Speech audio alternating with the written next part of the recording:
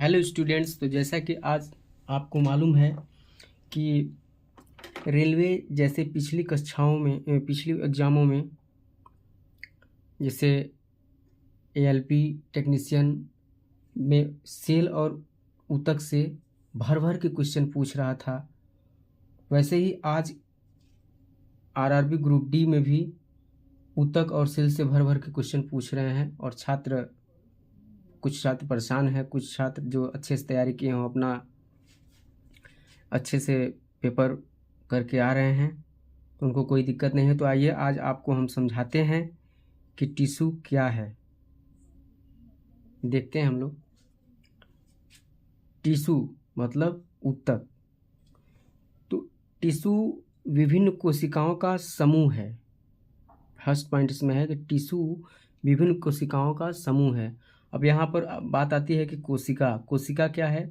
तो इसके लिए हम अलग से एक वीडियो बनाएंगे कि कोशिका क्या है। तो कोशिका हम आपको बता दें, कोशिका एक मूलभूत संरचनात्मक इकाई है जिसे कोशिका कहते हैं। तो उसी प्रकार कोशिकाओं का जो समूह है उसे क्या कहते हैं, हम ऊतक कहते हैं। ऊतक में दूसरा पॉइंट है कि इसकी उत्पत्ति समान होती है, जो समान कार्य करते हैं। और थर्ड पॉइंट है स्टडी ऑफ टिश्यू, मतलब ऊतक के अध्ययन को क्या कहते हैं, तो हिस्टोलॉजी। इसको हिस्टोलॉजी कहते हैं। फादर ऑफ हिस्टोलॉजी कौन है, तो मार्सेलो मालपिघी।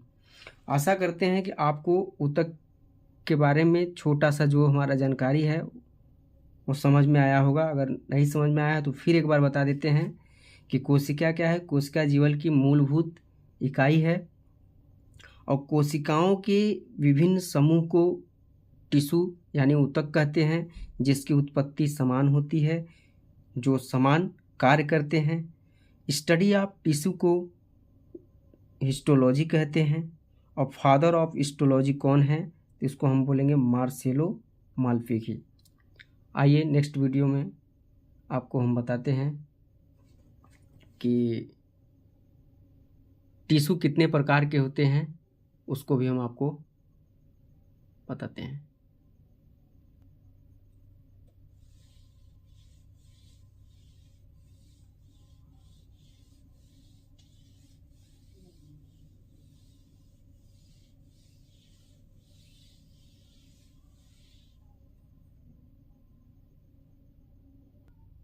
तो आइए स्टूडेंट्स, हम आपको बताते हैं कि टिश्यू कितने प्रकार के होते हैं।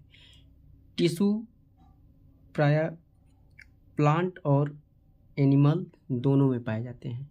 आज हम केवल प्लांट टिश्यू के बारे में पढ़ेंगे, एनिमल टिश्यू हम कल बताएंगे आपको, क्योंकि वीडियो ज़्यादा लंबा हो जाएगा। तो आइए हम देखते हैं कि प्लांट टिश्यू कितने प्रकार के होते हैं।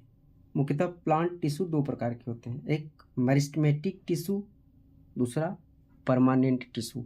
मेरिस्टेमेटिक टिश्यू को हम विभाज्योतिकी ऊतक भी कहते हैं। थोड़ा सा इसके बारे में समझते हैं। जैसे नाम से ही मालूम हो रहा है कि यह विभाज्योतिकी ऊतक, मतलब यह विभाजित होता है। ठीक है,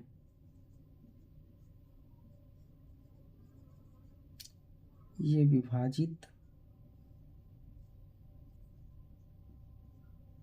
हो सकते हैं। और दूसरा यह किसके लिए जिम्मेदार है, तो यह रैखिक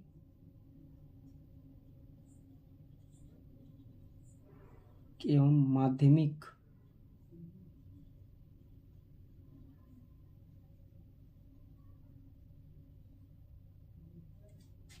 विकास के लिए जिम्मेदार है।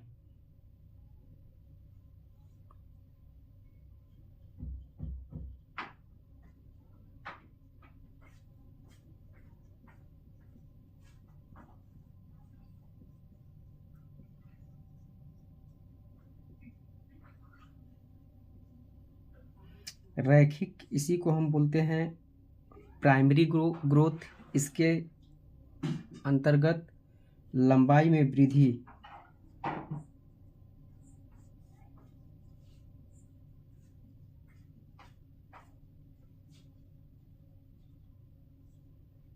होता है, और माध्यमिक को हम बोलते हैं सेकेंडरी ग्रोथ।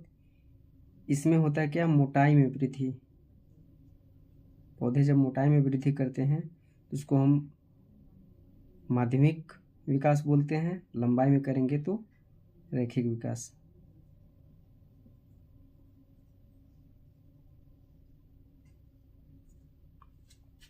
ठीक, ये तो हम समझें कि मेरिस्टेमेटिक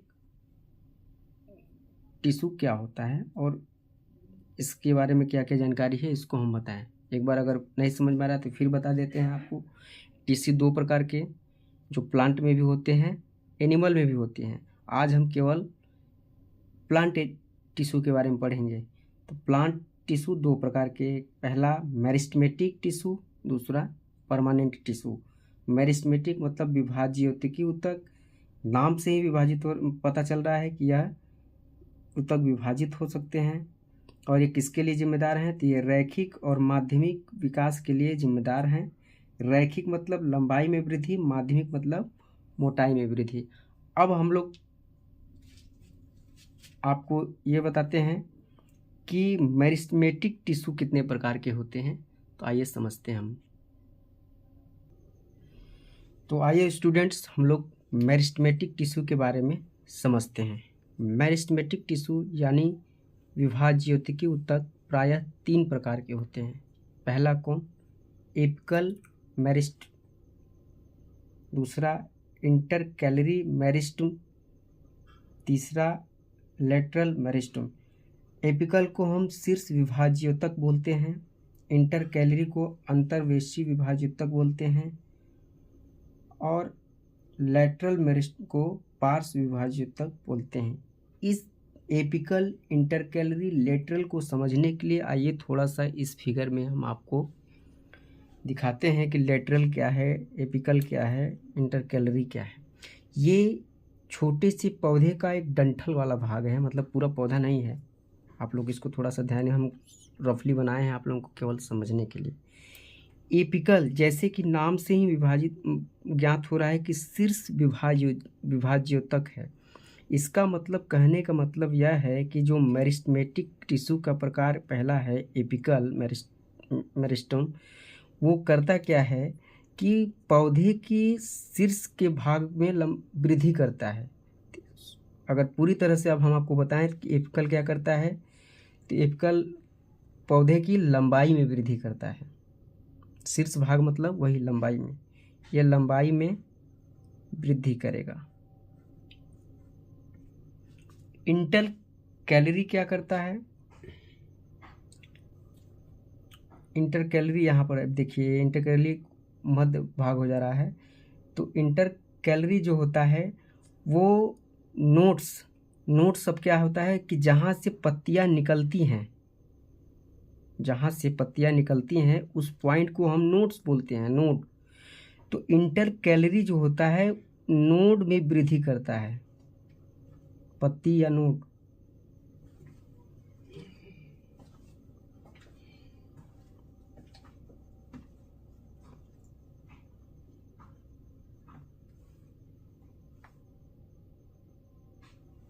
नोड में वृद्धि करता है।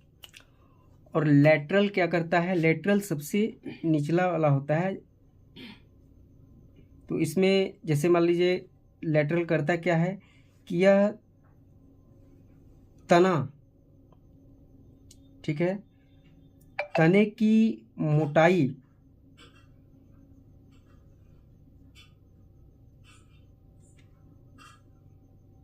या कभी कभी गोलाई भी बोल देता है, गोलाई में वृद्धि करता है। तो आप लोग इस प्रकार थोड़ा सा समझिए फिर से। एपिकल क्या करता है, नाम ही है इसका, शीर्ष विभाज्य तक, मतलब पौधे की लंबाई में वृद्धि करता है। इंटरकैलरी क्या करता है, नोट्स में वृद्धि करता है। लेटरल क्या करता है, पौधे की मोटाई या तने की मोटाई या गोलाई में वृद्धि करता है। बस ज़्यादा कुछ नहीं समझना, बस इसमें इतना ही ध्यान देता है।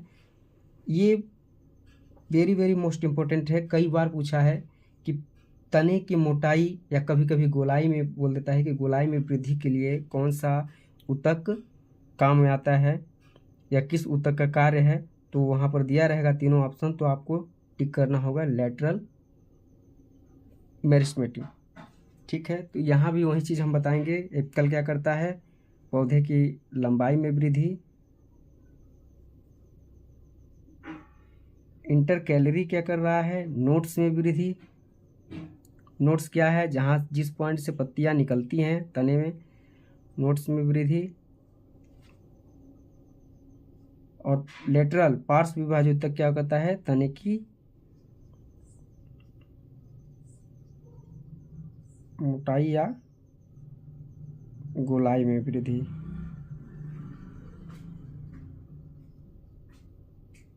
इसमें बस इतना ही ध्यान रखना है, बाकी कुछ नहीं। तो स्टूडेंट्स, हम जितनी बात बताएं आप लोगों को समझ में आया कि नहीं, आप लोग कमेंट करके बताएं, और आशा करते हैं कि आप लोगों को यह बात समझ में आया होगा। अगर नहीं आया होगा तो आप लोगों को फिर से एक बार बता दें कि टिश्यू प्लांट और एनिमल दोनों में होता है। आज हम लोग जैसा बताएं केवल प्लांट टिश्यू के बारे में पढ़ेंगे। प्लांट टिश्यू दो प्रकार के, meristematic tissue and permanent tissue. Meristematic मतलब यह एक, अगर इसको देखा जाए तो एक छोटे बच्चे जैसा होता है। जैसे छोटा बच्चा हमेशा बढ़ता है, तो मेरिस्टेमेटिक टिश्यू भी लगातार तेज़ी से बढ़ता रहता है। जबकि परमानेंट टिश्यू, अभी आगे बताएंगे आपको, परमानेंट टिश्यू ये छोटा बच्चा हो गया, और इसको समझिए कि ये समझदार बच्चा हो गया। ये समझदार बच्चा मतलब एक, यह बढ़ता नहीं है, ये समझदार बच्चा हो गया, एक छोटा बच्चा हो गया। छोटा बच्चा जैसे बढ़ता रहता है, उसकी एज लगातार भागती रहती है, उसी प्रकार अगर हमको देखा जाए तो मेरिस्टेमेटिक टिश्यू तेज़ी से बढ़ते हैं और परमानेंट टिश्यू बढ़ते नहीं हैं या स्थायी हो जाते हैं। तो मेरिस्टेमेटिक टिश्यू के 3 प्रकार, एपिकल, इंटरकैलरी, लेटरल। एपिकल शीर्ष मतलब उसकी लंबाई को बढ़ाता है। इंटरकैलरी जो हो गया नोड्स, जहाँ से पत्ती निकलती है उसमें वृद्धि करता है। लेटरल जो है तने की मोटाई या गोलाई में वृद्धि करता है। देखिए, अगर आप लोग जैसे कभी इस चीज़ को एपिकल इंटरकैलरी किस में वृद्धि करता है, अगर इस चीज़ को आप भूल गए तो एक पौधे को आप याद रखिएगा, इस पौधे के इसमें, और यहाँ ए है, ए को हम थोड़ी सी, और से अपर का तो यू होता है, लेकिन उसको यू को हम भूल जाएंगे। ए से अपर मतलब ऊपर, ऊपर क्या रहता है, इसके शीर्ष अर्थात इसके लंबाई में वृद्धि होता है।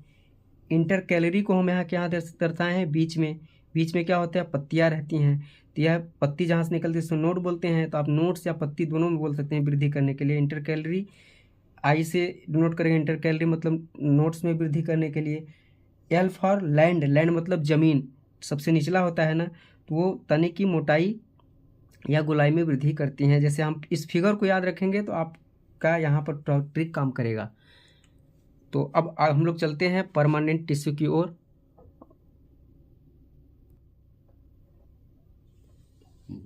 चलते हैं हम लोग परमानेंट टिश्यू की ओर, और यह बहुत ही इम्पोर्टेंट चैप्टर है, और आप लोग इसमें कुछ है नहीं, जितना पूछ रहा है उतना ही हम बता रहे हैं, ज़्यादा जानने की उससे ज़रूरत नहीं है। आइए चलते हैं हम लोग परमानेंट टिश्यू की ओर। तो आइए हम लोग समझते हैं परमानेंट टिश्यू। परमानेंट टिश्यू 2 प्रकार के होते हैं, जैसे एक होता है सिंपल, दूसरा होता है कॉम्प्लेक्स।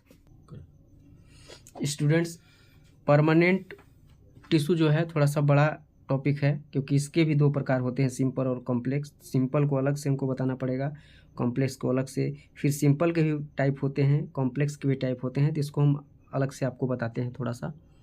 आइए आप समझते हैं आगे।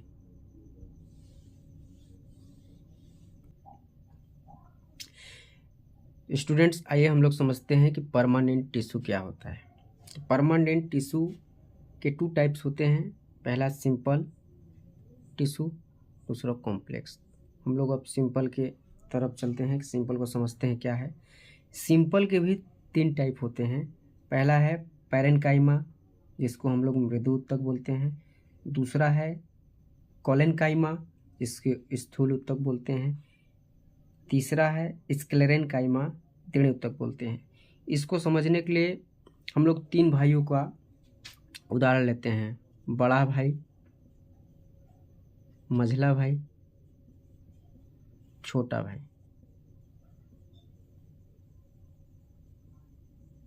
हम इन तीनों के व्यवहार पे चले जाते हैं।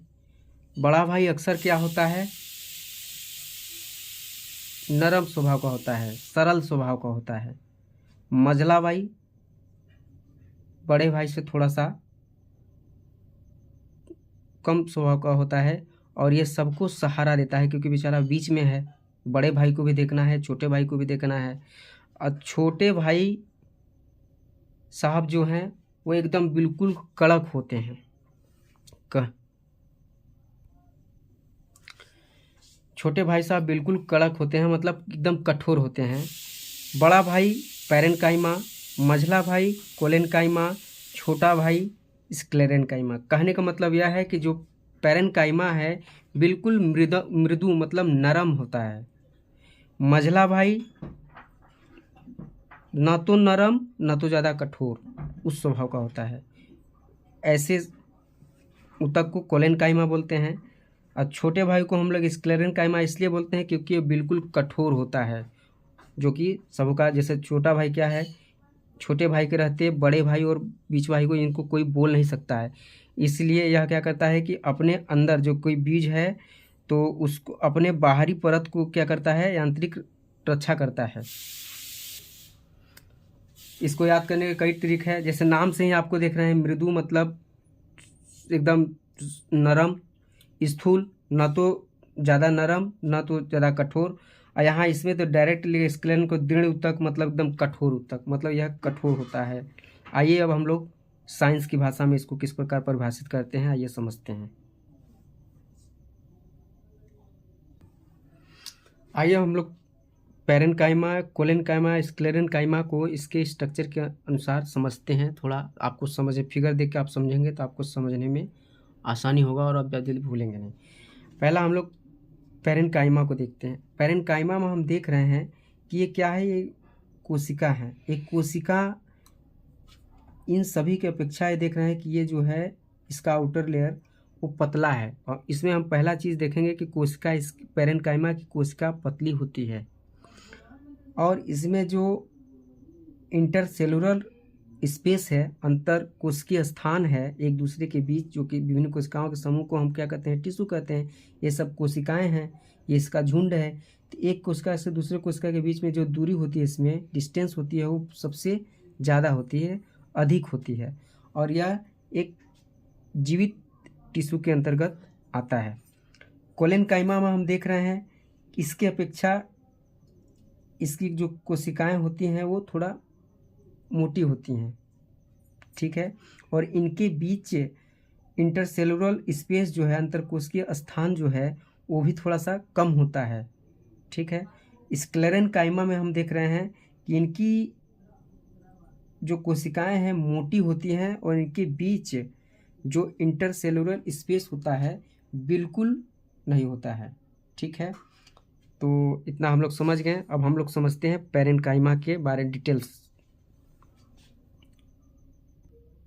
अब आइए हम लोग समझते हैं कि पैरेन्काइमा से रिलेटेड महत्वपूर्ण बात कौन कौन सा है और कौन कौन सा एग्जाम में पूछा जाता है। जो जो इम्पोर्टेंट पूछा जा रहा है हम उसके बारे में आप लोग थोड़ा बता दें। जैसा कि हम लोग अभी पैरेन्काइमा को देखें कि इनकी कोशिकाएं क्या होती हैं, पतली होती हैं, इनके बीच जो अंतर कोशिकीय स्थान होता है वो ज़्यादा होता है।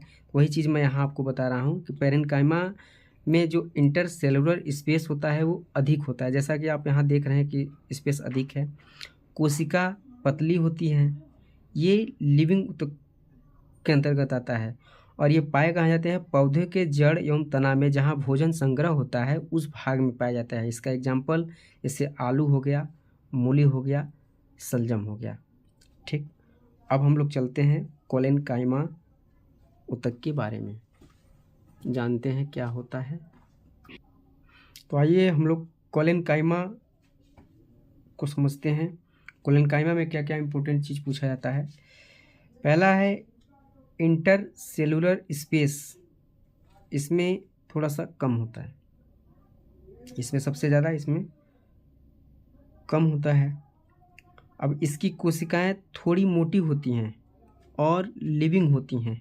ज़्यादातर देखिए इन लोगों में यही पूछा जाता है कि पेरेन्काइमा कौन है, मतलब कैसी है, लिविंग है कि डेड है।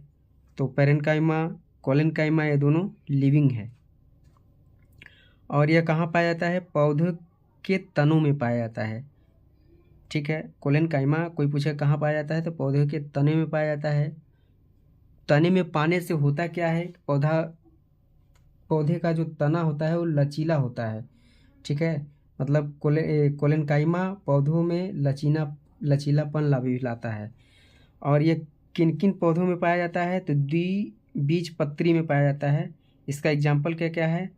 आम, कटहल, जामुन। तो आप लोग कमेंट करके बताएं कि हम जो आप लोगों को बता रहे हैं ये चीज़ समझ में आ रहा है कि नहीं। और मैं अभी फ़िलहाल में एग्ज़ाम की दृष्टि से देखते हुए मैं केवल जो एग्ज़ाम ओरिएंटेड क्वेश्चन मतलब तथ्य है उसी को हम बता रहे हैं। ज़्यादा अगर डिटेल से जाना है तो आप हमारे चैनल पे जाके विज़िट कर सकते हैं और वहाँ से बड़ा वीडियो देख सकते हैं। ठीक है, आइए हम लोग देखते हैं अगला स्क्लेरेनकाइमा में कौन कौन से इम्पोर्टेंट बातें हैं।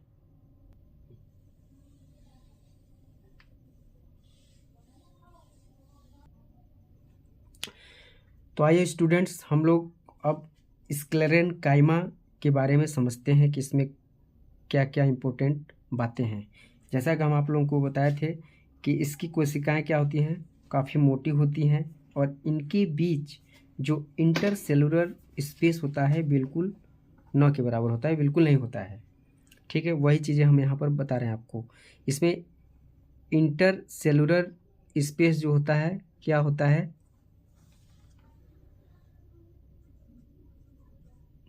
नहीं होता है। कोशिकाएं क्या होती है, मोटी होती हैं। और इनकी कोशिकाएं जो होती हैं सेलुलोज और लिग्निन की बनी होती हैं। और इससे पहले हम बताना आप लोगों को थोड़ा सा भूल गए, जो पेरेन्काइमा की जो कोशिका होती है वो सेलुलोज की बनी होती है।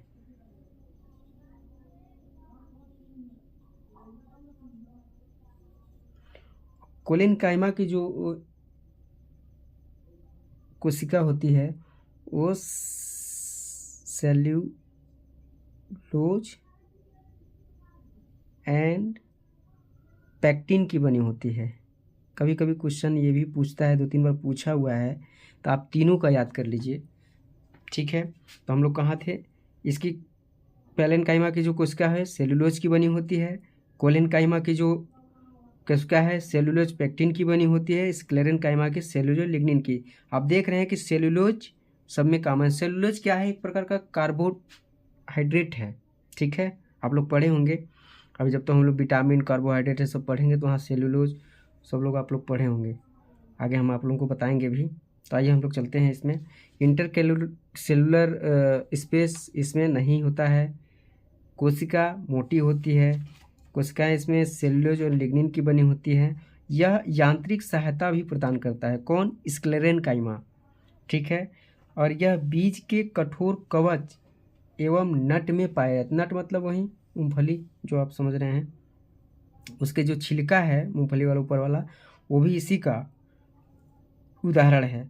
और इसकी कोशिकाएं जो होती हैं डेड होती हैं, मृत होती हैं। ये भी क्वेश्चन बहुत पूछा गया है कि किस ऊतक की कोशिकाएं मृत होती हैं, तो आप लोग बताएंगे स्क्लेरेनकाइमा। और पेरेन्काइमा और कोलेनकाइमा की जो कोशिकाएं होती है वो लिविंग होती हैं, मतलब जीवित होती हैं। और नारियल की भूसी भी इसी का उदाहरण है, स्क्लेरेनकाइमा का उदाहरण है। तो आप लोग बताएं कमेंट करके, हम जो इतनी बात जो बताएं आप लोगों को समझ में आ रही है कि नहीं आ रही है। और अगर आ रही है तो अच्छी बात है। और इस प्रकार हम लोग चलते हैं अगले कॉम्प्लेक्स टिश्यू की ओर। तो आइए चलते हैं हम लोग कॉम्प्लेक्स टिश्यू की ओर। जैसे आप देखें कि सिंपल टिश्यू तीन प्रकार के, पेरेन्काइमा, कोलेनकाइमा, स्क्लेरेनकाइमा। उसी प्रकार से कॉम्प्लेक्स भी दो प्रकार के होते हैं, जाइलम एंड फ्लोएम। तो आइए, तो स्टूडेंट्स अब हम लोग कॉम्प्लेक्स टिश्यू के बारे में समझते हैं। कॉम्प्लेक्स टिश्यू दो प्रकार के होते हैं, जाइलम एंड फ्लोएम। इसमें ज़्यादातर कुछ नहीं पूछता, इसका यूज पूछता है। तो जाइलम किस यूज में आता है, इसका क्या है यूज? जाइलम का यूज है जल के संवहन के लिए।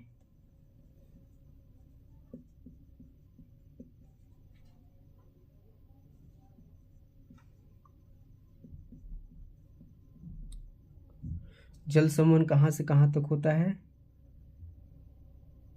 जड़ से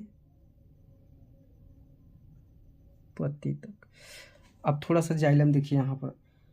जाइलम हम बताएं कि जल संवहन के लिए होता है, यहाँ देखिए, और यह एक दिशीय होता है। एक दिशीय का मतलब यह हुआ कि जाइलम जल संवहन हो रहा है, हम यहाँ से जल दिए, अब ये जल क्या कर रहा है कि ये पौधे के प्रत्येक भाग में पहुँचा रहा है। एक दिशीय मतलब कहाँ से जल हम कहाँ से जड़ में दे रहे हैं, नीचे से ऊपर की ओर, ठीक है। इसका ऐसा नहीं कि हम ऊपर से डाल रहे हैं तो नीचे भी आएगा, ऐसा नहीं, नीचे से। उसका जो नियम है, जड़ में हम लोग पानी देते हैं, जड़ से जल लेकर पौधे के विभिन्न भाग में कौन देता है? जाइलम, ठीक है। अब अगर जाइलम और फ्लोएम में अगर आप लोग भूल भी जा रहे हैं तो जाइलम में ज है, ज से जल संवहन के लिए, फ्लोएम में फ है तो फ से फूड, यहाँ याद रखिएगा। तो फ्लोएम किसके लिए आता है? भोजन के स्थानांतरण या संवहन के लिए।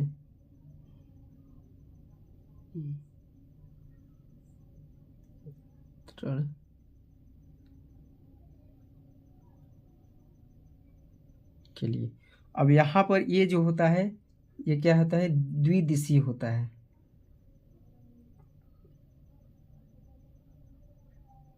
द्विदिशीय मतलब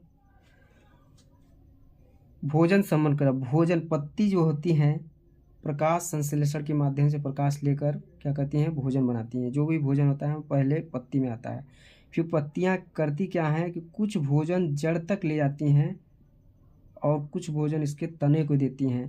तो यह द्विदिशीय होता है। जो नीचे आता है इसे डाउन वर्ड बोलते हैं, और जो ऊपर जाता है उसे अपवर्ड बोलते हैं। मतलब ये द्विदिशीय अपवर्ड टू डाउनवर्ड। और ये केवल क्या होता है? डाउनवर्ड होता है, नहीं अपवर्ड होगा, सॉरी, क्योंकि वो ऊपर जा रहा है केवल। इस प्रकार ज़्यादा कुछ नहीं पूछता, बस जाइलम फ्लोएम में यही पूछता है कि जाइलम का क्या काम है, फ्लोएम का क्या काम है।